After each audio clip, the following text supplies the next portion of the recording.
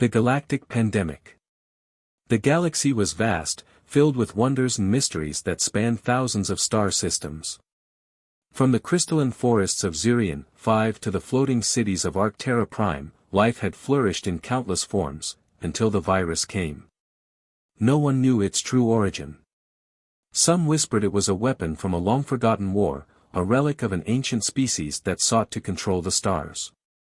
Others claimed it was the galaxy's punishment for unchecked hubris. Whatever its source, the result was undeniable: death. Silent, swift, and merciless. Within weeks of its first appearance, the virus had spread across dozens of worlds. The Galactic Council, a coalition of the galaxy's most advanced civilizations, scrambled to respond. Their fleets burned in quarantine zones, their doctors perished in sterile chambers, and their leaders broadcast desperate pleas for unity. Yet the virus showed no mercy, no weakness. It targeted all species indiscriminately, except for one. On a distant viewing deck aboard the flagship Celestial Aegis, Counselor Aerith, a tall, luminescent being from the aquatic world of Nal Hara, gazed at the holographic report scrolling before her. The death toll was staggering. Entire planets had gone silent. Her bioluminescent skin dimmed as she turned to her human advisor, Commander Ethan Chase. "They say Earth remains untouched," she said, her voice trembling. "No infections. No deaths. How is this possible?" Ethan's jaw tightened. "I don't know," he admitted. "But if it's true, humanity might be the galaxy's only hope." Far from the celestial Aegis, Earth stood as a beacon of life in an increasingly desolate galaxy. On its surface, scientists, diplomats, and military leaders gathered in the United Nations Space Command's headquarters. The room buzzed with tension as representatives from the Galactic Council arrived via hologram, their alien forms flickering in and out of view. "We need your help," Counselor Aerith pleaded, her translucent form shimmering. "Your species is immune. You must have answers." Dr. Elena Vasquez, a leading virologist, stepped forward. "Immunity doesn't mean invulnerability," she cautioned. "We've run initial tests, and while the virus doesn't bind to human cells, it's constantly mutating. If we intervene without understanding it fully, we could make things worse." A tall, reptilian delegate snarled through the transmission. "Worse? Worse than extinction. Humans have always claimed to be problem solvers. Solve this." Ethan, standing near the front, raised a hand to calm the room. "We want to help," he said, his voice steady. "But this is a galactic issue, not just a human one. We'll need full cooperation from every species here, no politics, no hidden agendas." Silence followed his words, broken only by the faint hum of the holographic projectors. Then, one by one, the alien delegates nodded. The next day, a human delegation prepared to leave Earth. Their mission: to study the virus firsthand and find a solution. Among them was Dr. Vasquez, her brow furrowed as she packed her equipment. "You know they don't trust us," Ethan said, leaning against the doorway of her lab. "Half of them think we're behind the virus." Elena sighed, placing a vial of human blood into a secure container. "It's not about trust, Ethan. It's about survival. If we don't figure this out, there won't be anyone left to point fingers." As their ship ascended into the void, Earth's blue and green surface faded from view. For the humans aboard, it was a reminder of what was at stake: their home, their species, and the countless lives across the galaxy depending on them. Meanwhile, in a hidden chamber on the quarantined world of Draelos 9, a shadowy figure watched the humans' departure through a cracked monitor. The figure's voice rasped as it whispered into a communicator. "The humans are moving. Prepare the next phase. Humanity's immunity." The starship Unity glided through the vastness of space, carrying the human delegation toward the galactic heart of the crisis. Inside, the air was thick with tension. Dr. Elena Vasquez, seated near the observation deck, stared out at the streaking stars. She clutched a data tablet tightly, its screen flickering with reports of planetary collapses and desperate distress signals from dying worlds. Commander Ethan Chase approached, his boots echoing against the metallic floor. "You look like you've seen a ghost," he said, attempting a wry smile. Elena didn't look up. "More like the death of a galaxy," she muttered. "Every report is the same, complete eradication. It doesn't just kill, it obliterates. And yet, here we are, immune. Why?" Ethan leaned against the railing, his gaze shifting to the stars. "That's what we're here to find out. You're the smartest mind I know, Elena. If anyone can figure it out, it's you." The Unity docked at Orbital Station Primus, a massive structure floating above a dying world. The station was a hub for research and triage, its halls filled with scientists and survivors from dozens of species. The humans' arrival was met with mixed reactions. Some greeted them with cautious hope, while others regarded them with open suspicion. "Look at them," Elena whispered to Ethan as they walked past a group of towering Vaxorians, their shimmering green scales dulled by illness. "They think we're hiding something." "They're scared," Ethan replied. "Fear makes people irrational. Let's prove them wrong." The delegation was escorted to a high-security lab, where alien scientists had prepared samples of the virus for analysis. Elena donned a protective suit and approached the containment chamber, where a holographic projection of the virus swirled like a malevolent storm. "Fascinating," she murmured, examining its structure. "It's unlike anything I've seen before. Its proteins are designed to adapt rapidly, targeting the unique vulnerabilities of each species. But for some reason, it doesn't even recognize human cells." A low growl came from behind her. She turned to see a hulking Mauritian scientist, his fur bristling. "Perhaps it was designed that way," he said, his voice dripping with accusation. "Your species benefits while the rest of us perish. Convenient, isn't it?" Ethan stepped forward, his hand resting on his holstered sidearm. "We're not your enemy," he said evenly. "If we were, we wouldn't be here risking our lives to help." The Mauritian snarled but said nothing more, retreating to the corner of the lab. As the hours stretched into days, Elena and her team worked tirelessly to unravel the mystery of humanity's immunity. They compared genetic data, analyzed cellular reactions, and ran simulations, but the answers remained elusive. Then, late one night, Elena had a breakthrough. She stood in the dimly lit lab, her eyes fixed on a screen displaying human DNA. "It's not just immunity," she whispered. "It's resistance. Our genetic structure isn't just avoiding the virus, it's actively fighting it." Ethan, who had been reviewing tactical reports nearby, looked up. "What does that mean?" "It means," Elena said, her voice trembling with a mix of excitement and dread, "that we might hold the key to a cure. But there's more." She hesitated, her finger hovering over a line of data. "Our DNA shows signs of recent manipulation. Something, or someone, altered us." The discovery sent ripples through the station. News spread quickly, fueling both hope and paranoia. Was humanity's immunity a natural gift, or had it been engineered? If so, by whom, and why? The answers seemed just out of reach, but the humans couldn't afford to slow down. While Elena delved deeper into the genetic mystery, Ethan prepared for the next phase of their mission, testing a prototype treatment on a quarantine planet. Unbeknownst to the humans, their every move was being monitored. Deep within the station's shadows, a figure cloaked in darkness transmitted a message to an unknown recipient. "They've found something," the figure hissed. "The humans are hiding more than they're telling us. Should I proceed?" A distorted voice crackled in response. "Yes. And if they refuse to share, ensure they never leave the station alive." The first strike. The quarantined planet of Talvos 4 was a world on the brink of collapse. Once a lush, vibrant colony of diverse species, it was now a wasteland of dying ecosystems and abandoned cities. Above its surface, the human delegation aboard the Unity prepared for their most dangerous mission yet, to test their prototype treatment. Inside the ship's war room, Commander Ethan Chase stood before a holographic projection of Talvos 4, his jaw set in determination. "We'll deploy in the southern hemisphere," he explained, pointing to a region marked with faint traces of life.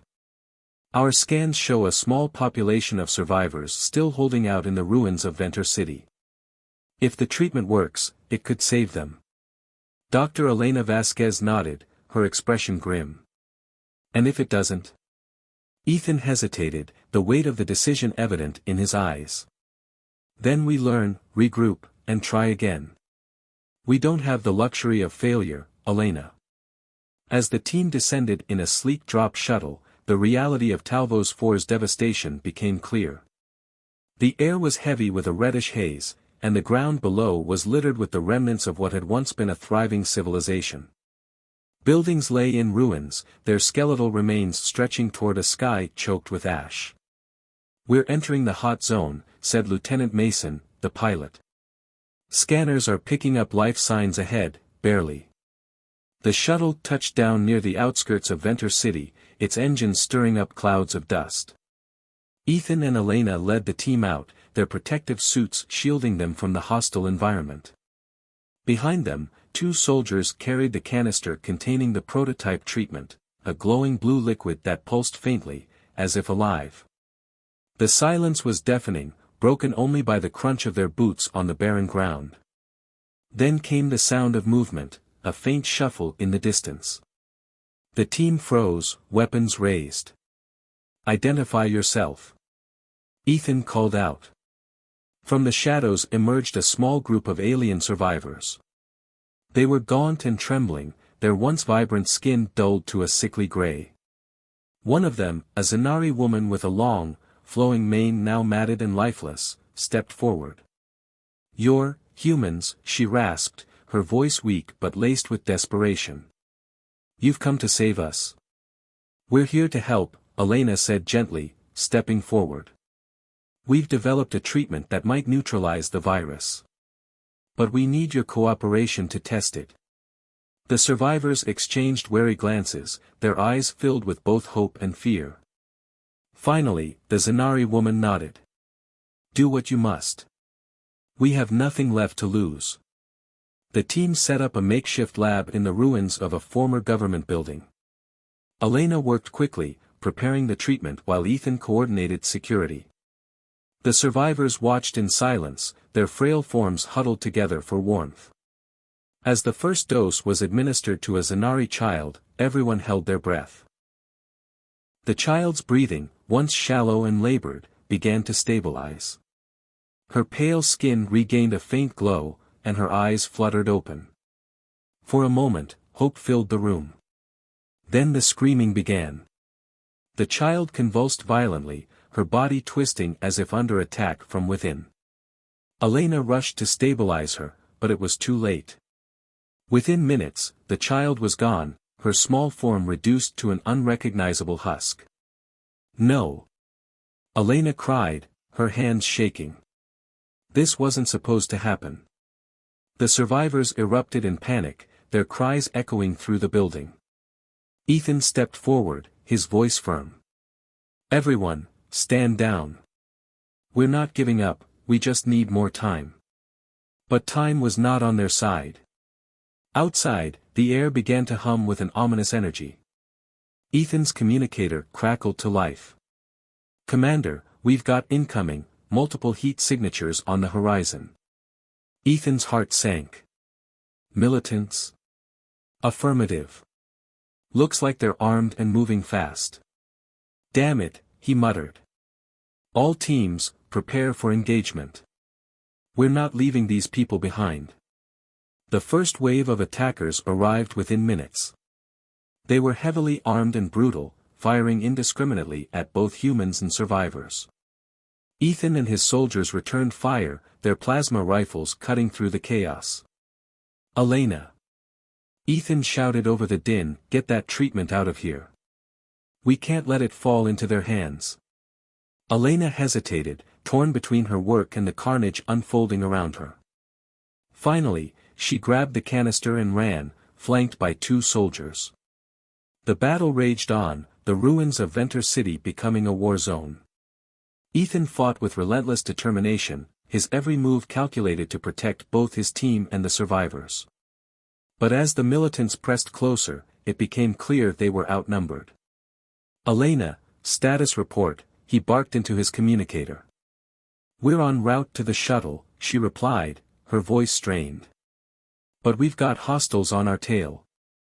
Hold tight. I'm coming to you." Ethan cut through the chaos, his plasma rifle blazing. He reached Elena just as the militants closed in, their weapons trained on her. Without hesitation, he threw himself between her and the attackers, taking a hit to his shoulder. He gritted his teeth against the pain and returned fire, buying them precious seconds to escape. The team barely made it back to the shuttle, the militants hot on their heels. As the engines roared to life, Ethan collapsed into a seat, clutching his wounded arm. "We failed," Elena said quietly, her voice thick with emotion. "We promised to help them, and now they're all dead." Ethan shook his head. "We didn't fail," he said, his voice resolute. "We learned. And next time, we'll be ready." Far above Talvos 4, aboard an unknown vessel, a shadowy figure watched the battle through a monitor. "The humans are stronger than we anticipated," the figure said, its voice cold and calculating. "But they've made their first mistake. Now, we strike." Uncovering the truth. The Unity cruised through the darkness of space, its crew silent and somber after the failed mission on Talvos 4. Commander Ethan Chase sat in the ship's infirmary, his injured shoulder bandaged but still throbbing. Dr. Elena Vasquez stood nearby, staring at the glowing canister containing the prototype treatment that had both given hope and taken it away. "It shouldn't have failed," Elena said, breaking the silence. Her voice was laced with frustration. "The treatment was perfect in simulations. Something else is at play." Ethan leaned back, his brow furrowed. "What if the virus is adapting faster than we thought? Or worse, what if someone is sabotaging us?" Elena turned to him, her expression grim. "Then we need answers. And I think I know where to start." The next day, the team convened in the Unity's war room. A holographic projection of a derelict space station floated above the table. "This is Station 47B, Elena explained. An old research outpost abandoned decades ago. The Galactic Council's archives mention it as the site of classified experiments on bioweapons. If the virus has any connection to those experiments, we might find something there." Ethan crossed his arms. "And you think whoever's behind this just left their secrets lying around?" "No," Elena admitted. "But it's the best lead we have. If there's even a chance it can help us, we have to take it." The journey to Station 47B was uneventful, but the unease aboard the Unity was palpable. The crew knew they were walking into the unknown, and the memory of Talvos 4 still weighed heavily on their minds. As the ship approached the station, it became clear that time had not been kind to it. The structure was battered and decaying, its once gleaming surface now tarnished and scarred by micrometeoroid impacts. Power flickered sporadically across its exterior, and sections of its hull had been torn away, exposing the lifeless void within. "This place gives me the creeps," Lieutenant Mason muttered as the team suited up for the mission. "Looks like a ghost ship." "Let's hope it's just ghosts," Ethan replied, strapping on his helmet. "Move out." Inside the station, the air was stale and heavy, the faint hum of failing machinery echoing through the corridors. The team moved cautiously, their weapons drawn and their footsteps muffled by layers of dust. "This place hasn't been touched in decades," Elena whispered, examining a console covered in grime. "But the systems are still active. Someone's been maintaining it." As they delved deeper, they found evidence of experiments, rows of shattered containment units, walls scrawled with alien scripts, and data logs detailing attempts to manipulate viruses for warfare. Elena's heart sank as she pieced together the fragments of information. This is it, she said, her voice trembling. This is where it started. Ethan approached, his jaw tightening as he read the data logs. They weren't just creating a weapon.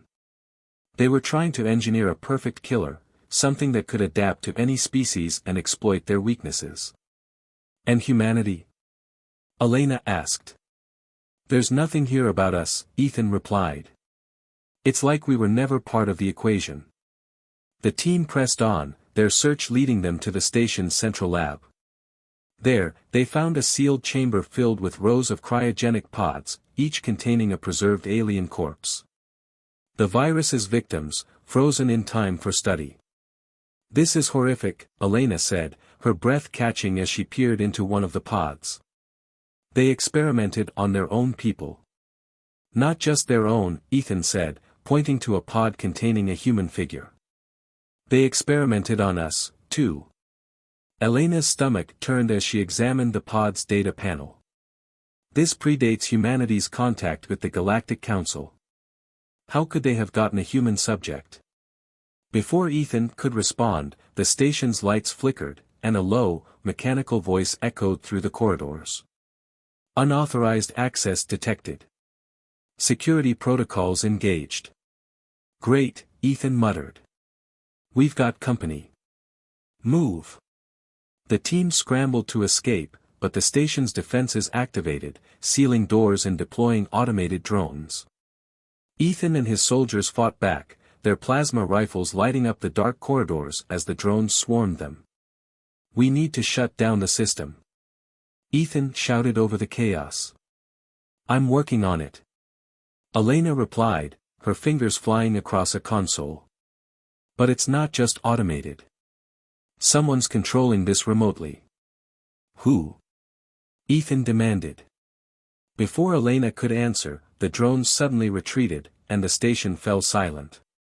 The team exchanged uneasy glances as a new voice crackled through their communicators, a deep, distorted tone. You've come far, humans. But you're meddling in forces you can't comprehend. Who are you? Ethan demanded, his rifle raised. A friend, the voice replied, its tone mocking.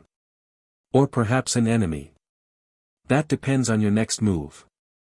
The team barely made it back to the Unity, carrying with them encrypted data from the station's servers. As the ship departed, Ethan and Elena reviewed the files in the war room. This virus wasn't an accident, Elena said, her voice heavy with realization. It was designed to be unstoppable. But there's something else. Look at this. She brought up a diagram of the virus's structure, highlighting a sequence that didn't belong. This genetic marker, it's human. Someone modified the virus after it was created. Ethan's expression darkened. You're saying someone out there used us to perfect their weapon?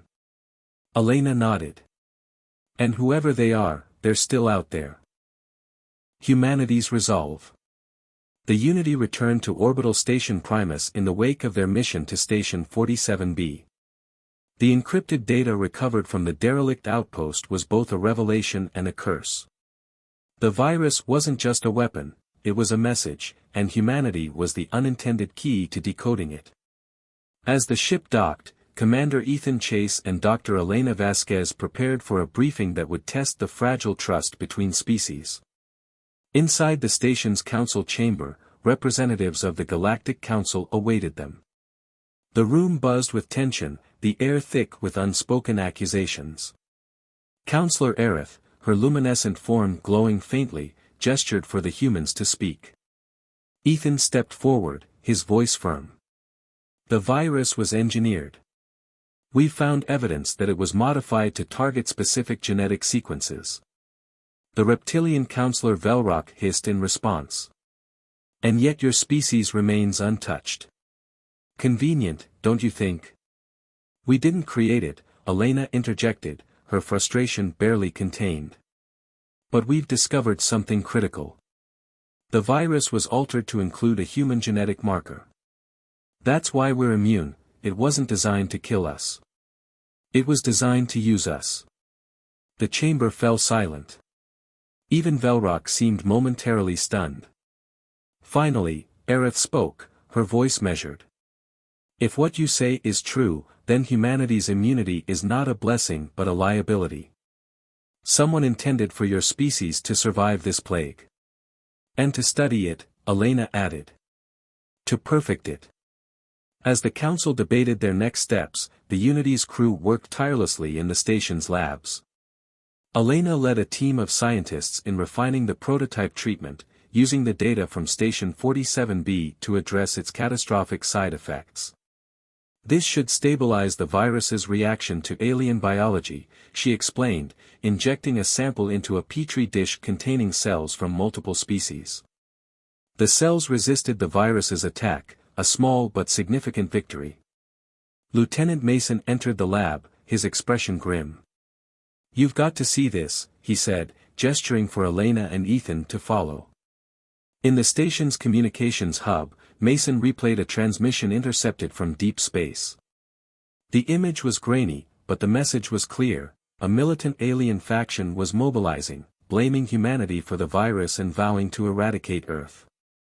They're not waiting for answers, Mason said. They're coming for us. Ethan clenched his fists.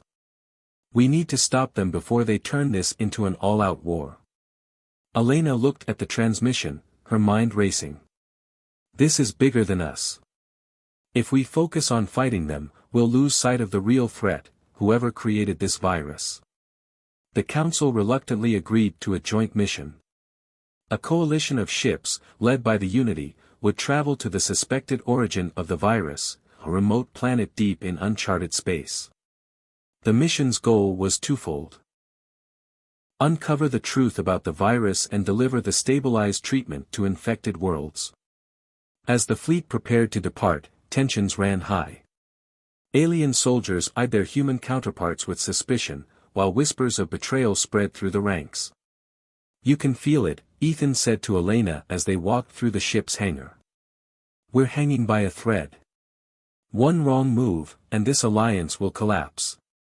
That's why we can't fail, Elena replied. If we can prove the treatment works, and show them we're not the enemy, it might be enough to hold this together. The fleet's journey was uneventful until they reached the planet's orbit. The world below was a barren wasteland, its surface scarred by craters and toxic storms. As the Unity scanned for signs of life, a distress signal crackled through the comms. It's automated, Mason said, analyzing the signal. But it's definitely human. Ethan's eyes narrowed.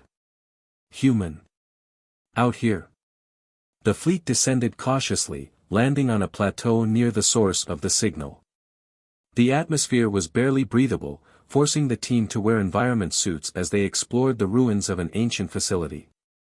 Inside, they found evidence of human presence, long-abandoned labs filled with decaying equipment and faded documents. One room contained a wall covered in notes written in multiple languages, some of them human, others alien. At the center was a single phrase repeated over and over: the catalyst must survive. In the deepest chamber of the facility, they discovered a cryogenic pod. Its occupant was a human, preserved in perfect stasis. Elena's heart raced as she examined the pod's controls. This is decades old, she said, her voice trembling. Whoever they are, they've been here since before humanity joined the Galactic Council. Ethan frowned. What are the odds they know more about this virus than we do? Almost certain, Elena replied. But waking them up could be risky. We don't know who they are or why they were left here. Do it, Ethan said. We're out of time. As the pod hissed open, its occupant stirred, a woman with dark hair and piercing eyes. She looked at them with a mixture of confusion and recognition. You're human, she said, her voice hoarse. Then it's begun. What's begun? Ethan asked. The experiment, she replied. The virus, it's not what you think. It's not meant to destroy. It's meant to transform. The ultimate sacrifice. The woman from the cryogenic pod, pale but alive, sat on the edge of the facility's examination table. Her dark hair fell in damp strands over her face as she looked around the dimly lit lab. Her piercing eyes, filled with both fear and determination, scanned the room, locking onto Commander Ethan Chase and Dr. Elena Vasquez. "I was part of the original team," she began, her voice hoarse from decades in stasis. "We were tasked with creating a solution to galactic overpopulation. The virus was supposed to target genetic imperfections, improve resilience, and pave the way for a new era of life." Elena's eyes widened in disbelief. "You're saying this was meant to help? To heal?" The woman shook her head. "That was the intention. But intentions mean nothing when ambition takes over. The virus evolved beyond our control, adapting, mutating. It became a weapon instead of a tool. And now it's too late." The revelation sent shockwaves through the team. The woman, who identified herself as Dr. Mireille Stroud, had been one of the lead scientists behind the virus's creation. She explained how the program, codenamed Catalyst, was co-opted by unknown factions to create a bioweapon that could decimate civilizations while sparing a chosen few. "The humans were the control group," she explained, her voice trembling. "Our DNA was the baseline for the virus's adaptations. That's why it can't kill us. But now, it's learning. If it mutates further, it could find a way to break through even our immunity." Ethan's jaw tightened. "How do we stop it?" "There's only one way," Mireille said, looking directly at Elena. "You need a universal cure. And for that, you'll need a living sample of the virus at its most advanced stage." The team knew what that meant. They would need to infect a volunteer, someone willing to serve as the host for the virus's final mutation. It was a suicide mission, one that would give them the data necessary to create a cure. Ethan stepped forward without hesitation. "I'll do it." "No," Elena said, her voice sharp. "You're too important. If this mission goes south, we'll need your leadership. It has to be someone else." Before anyone could speak, Lieutenant Mason stepped forward. "I'll go," he said, his voice steady. "I've spent my whole life following orders, protecting people. If this is how I can make a difference, so be it." The room fell silent as the gravity of Mason's decision sank in. Ethan placed a hand on his shoulder. "You're a good man, Lieutenant. You don't have to do this." Mason smiled faintly. "We all have to do something, Commander. This is mine."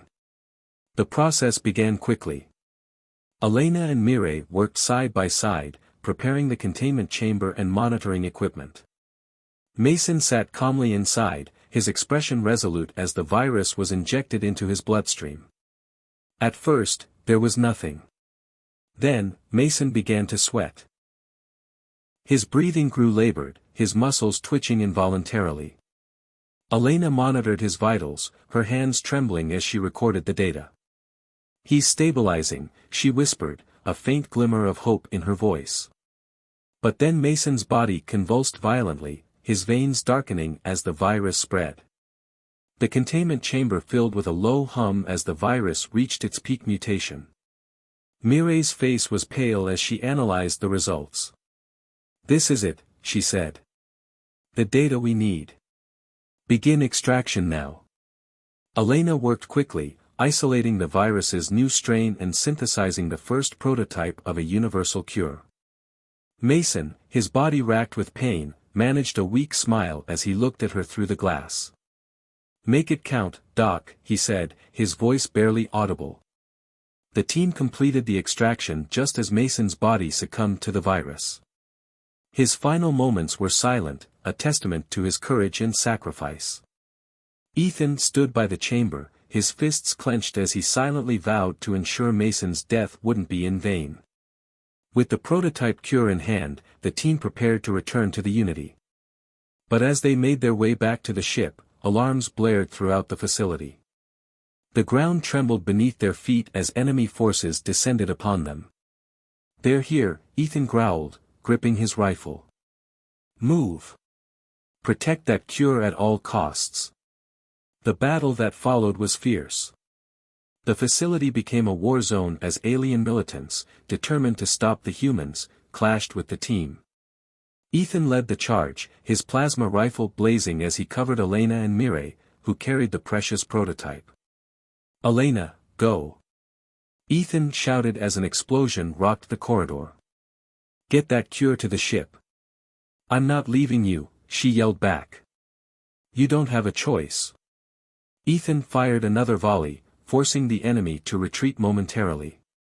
"The galaxy needs that cure more than it needs me."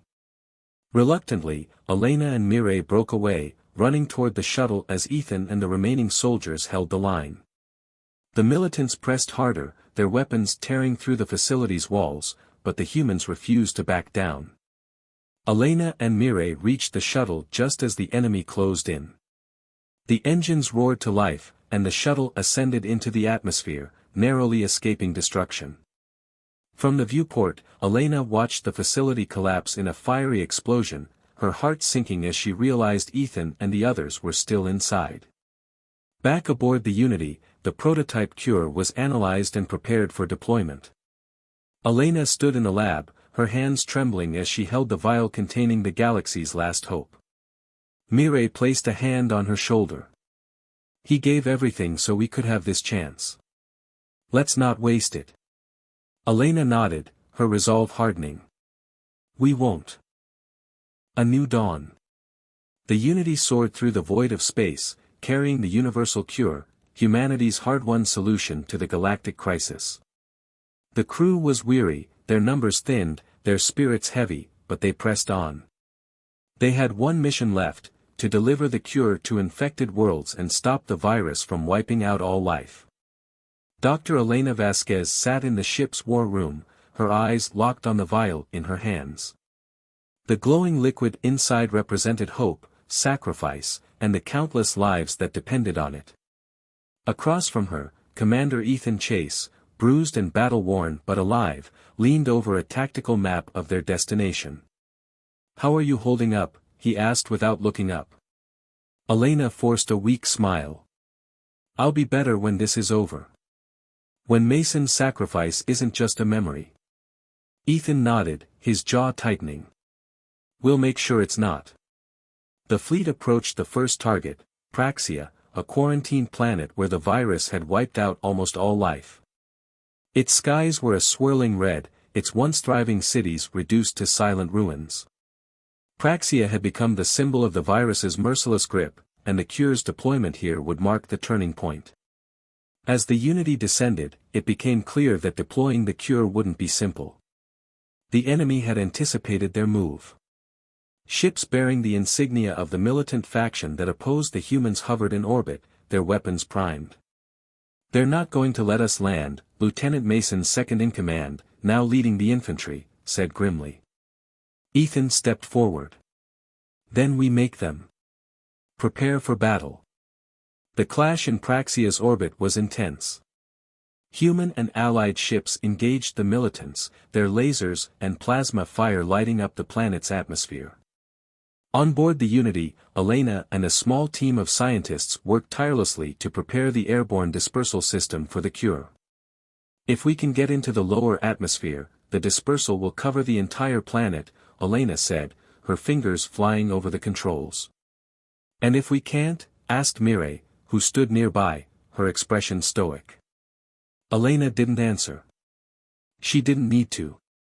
As the fleet struggled to hold the militants at bay, the Unity broke through their lines, descending rapidly toward the surface.